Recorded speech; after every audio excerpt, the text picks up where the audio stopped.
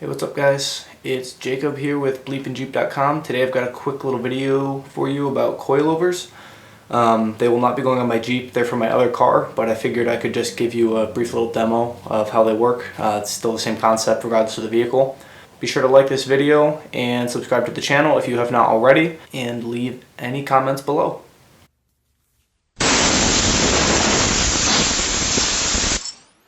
So this is your coilover. It literally means coils over the strut. As you can see, the strut sitting inside here and the coils are wrapping around.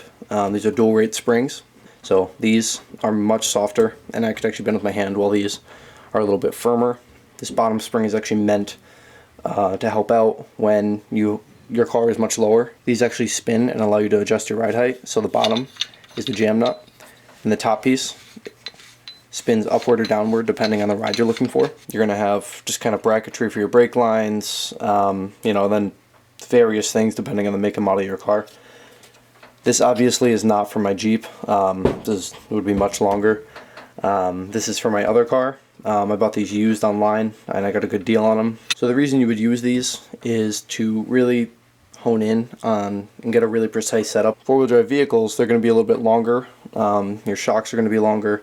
Everything about it's going to be a little more heavy duty. The adjustability range is still kind of up in the air, and a lot of times they're actually going to have adjustable dampening, because if you trail ride or if you rock crawl, there's going to be two different settings for that, because you're driving really fast at one and not really fast in the other.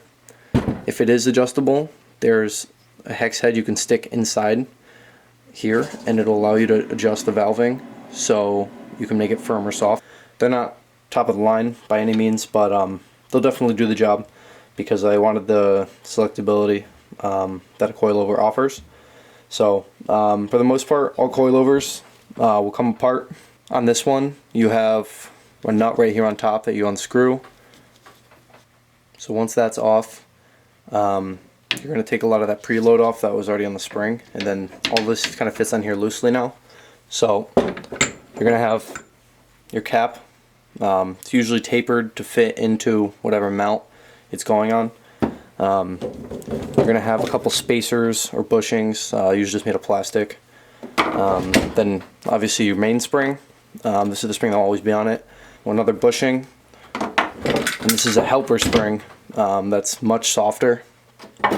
Then you're going to have your third bushing, and what's left is essentially your ring spacers and the shock itself. These will often come with adjustable dampening or are oftentimes rebuildable, which in this case, this one is not. Oftentimes, coilovers will come with dampening adjustments for a firmer or a softer ride, depending on your application, obviously.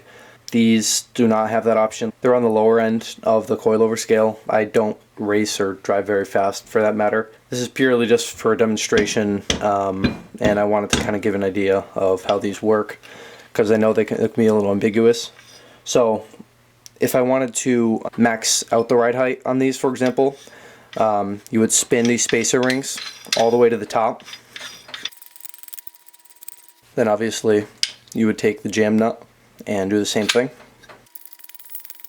These come with spanner wrenches, which is essentially a wrench that fits on these grooves all along here, and that will allow you to tighten the jam nut to stop this from spinning. Now that your ride height's maxed out, put your bushing back on, coil on top of that, other bushing. But you see now, you don't have your helper spring on there because this is totally maxed out and you don't need that extra support, and it's just pointless having if your ride height's that high. I obviously won't have it set this high. I'm just going to want to have the comfort of the dual rate springs, and this would just be a little high for my taste.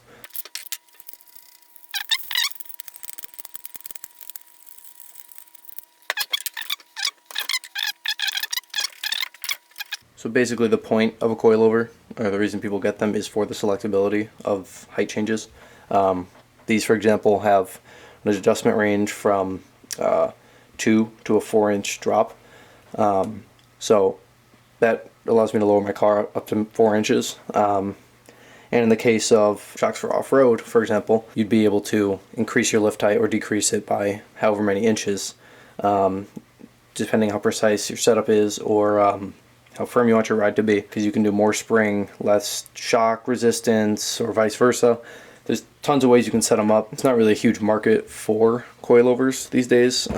For four-wheelers, the only brands we really have access to for coilovers are King, Bilstein, I want to say Fox, and I think Rancho is actually starting to build coilovers. Those might actually be the most affordable. Alrighty, well, that's what I got for you on these guys, coilovers. If you have any questions, make sure you leave them in the comments below. Like the video, subscribe to the channel. Check out our store. Lots of cool stuff at the store. This? Oh, you mean this shirt? That can be found on the BleepinJeep store at BleepinJeep.com. And become a patron at our Patreon account. That's if you want to become a patron to the channel. Very small donation, very large donation, whatever you feel comfortable with. Obviously it's not mandatory, but it would really help keep the channel going. So you can visit that site. It's patreon.com, and you just search for BleepinJeep. Alrighty guys, thanks for watching. I'll see you next time.